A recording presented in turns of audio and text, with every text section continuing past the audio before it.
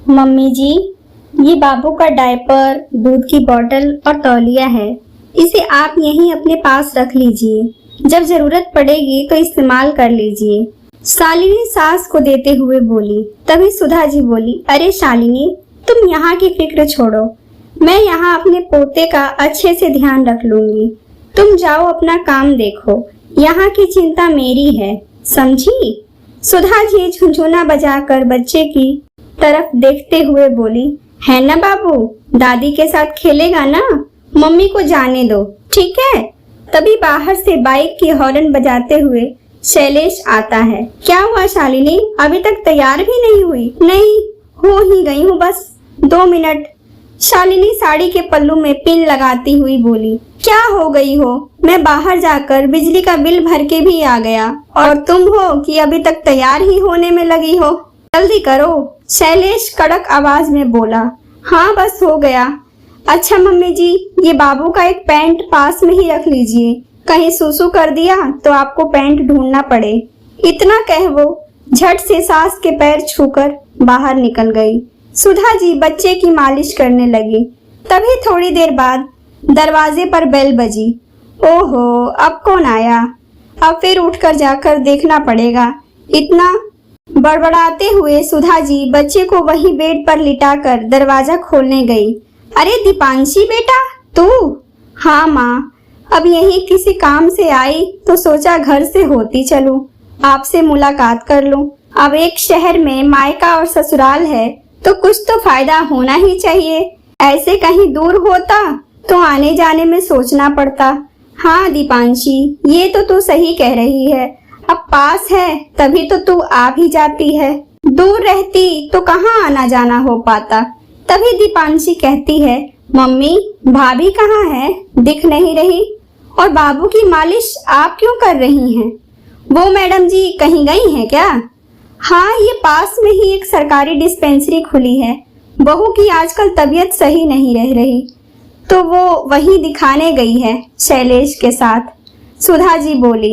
इतना सुनते ही दीपांशी भड़क कर बोली, वाह मम्मी, ये तो बढ़िया है, सास को अपना बच्चा दे दो, वो उसकी देखरेख करे और खुद पति के साथ घूमने चल दो, बीमारी का बहाना बनाकर।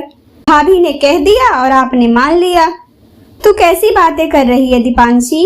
अगर मैं बच्चे को अपने पास रख रही हूँ, इतना भी क्या हो गया भला इससे? मेरा पोता है, मेरा फर्ज है ये। तुझे भी इससे खुश होना चाहिए। तू ऐसे क्यों बोल रही है? तुझे भी मेरे साथ बच्चे को संभालना चाहिए। और तू है, कैसी कैसी बातें सोच रही है? नहीं मम्मी, मैं तो बस यूं ही कह रही थी कि भाभी को इतनी भी मनमानी करने देना सही नहीं होगा।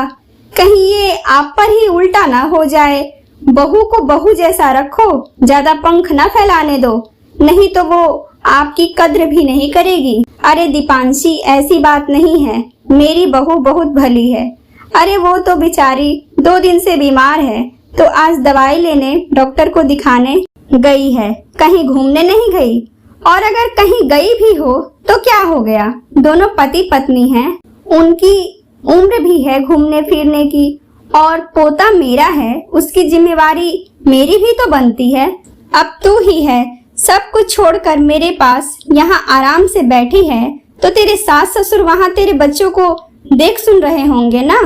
वैसे ही अगर मैं भी बच्चे को संभाल रही हूँ तो इसमें तुझे क्या गलत लग रहा है? तभी थोड़ी देर बाद दरवाजे पर बेल बजती है। सुधा जी जाकर देखती हैं तो उनके जान पहचान वाला सुनार होता है। वो आपका ऑर्डर तैयार है, जाकर ले लीजिए। अच्छा ठीक है, इतना कह सुधा जी दरवाजा लगा देती हैं। अरे मम्मी, ये तो अपने पहचान वाले सुनार की आवाज थी ना? हाँ, क्या बोल रहा था? अरे वो मैंने एक चेन का ऑर्डर दिया था ना, वही बन गया है, वो बोलने आया था, शाम को जाकर लाना है। सुधा जी बोली। अच्छा मम्मी, सोने की चेन बनवाई हो, किसके लिए?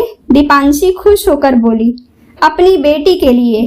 अच्छा, पर मम्मी मेरे लिए क्यों बनवाई? आपने मुझे शादी में तो दी थी ना सोने की चेन। तभी सुधा जी बोली, अरे तेरे लिए नहीं बनवाई, मैंने बहू के लिए बनवाई है। उसकी पहली सालगिरह आ रही है तो मैं उसे कुछ गिफ्ट नहीं दूंगी। पर मम्मी, शादी में तो मुंह दिखाई आपने भाभी को सोने की कुछ निशानी तो दी थी ना? दीपांशी नाक सिकोड़ते हुए बोली। हाँ तो क्या हुआ, जैसे तुझे देती हूँ शादी में भी दी थी, तेरे जन्मदिन पर और सालगिरह पर भी देती हूँ, वैसे ही बहू की सालगिरह पर बहू का भी तो हक बनता है मुझ पर, और मेरा भी फर्ज है उसे कुछ देने का। दीपांशी मुंह बनाते हुए बोली। इतना भी लाड मत करो बहू पर, वो सर चढ़ जाएगी। कोई बात नहीं, सिर चढ़ जाएगी तो अब ये उसी का घर है, वो ही मेरे सुख दुख में मेरा साथ भी निभाएगी। तू अपने ससुराल से नहीं आएगी। अरे मम्मी, बहू कभी बेटी नहीं बनती। अब बस ज्यादा मत सुना, सुधा जी अपनी बेटी को डांटते हुए बोली। तुझे तो खुश होना चाहिए कि हम सास बहू यूं ही प्रेम से रहे और तेरा भी मायका यूं ही बना रहे, या तू ये चाहती है कि जब तू यहाँ आए तो मैं बहू की शिकायत लेकर बैठ जाऊं, रोऊं बिलखूं? तुम यही नहीं चाहती कि तेरे मायके में हमेशा खुशहाली रहे? अगर तेरी ननद भी तेरी सास को ऐसे भड़काए तो तुझे अच्छा लगेगा? बेटी, हर ननद अपनी भाभी से इज्जत और स्नेह चाहती है, पर खुद अपना व्यवहार नहीं बदलती। तू जब एक बहू है तो शालिनी भी तो बहू है। तेरी ननद तेरे जैसा ही व्यवहार करे तो क्या तू उसे इज्जत व स्नेह दिल से उसे दे पाएगी? बेटी, तुम भी बहू हो तो बहू का दर्द समझ कर तो देख, तब तुझे सब एहसास हो जाएगा। यह हकीकत है, जब बेटी बहू बन जाती है तो वो स्वयं को अपनी भाभी की जगह रखकर नहीं सोचती।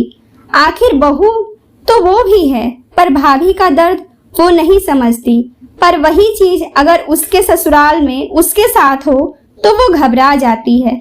पता नहीं ऐसा क्यों होता है। दोस्तों, अगर आपको हमारी ये कहानियाँ पसंद आती हैं तो प्लीज आप हमारे वीडियो को लाइक करें, शेयर करें और कमेंट करके अपनी राय जरूर दें। और हाँ, हमारे चैनल को सब्सक्राइब करना बिल्कुल भी ना भूलें। धन्यवाद।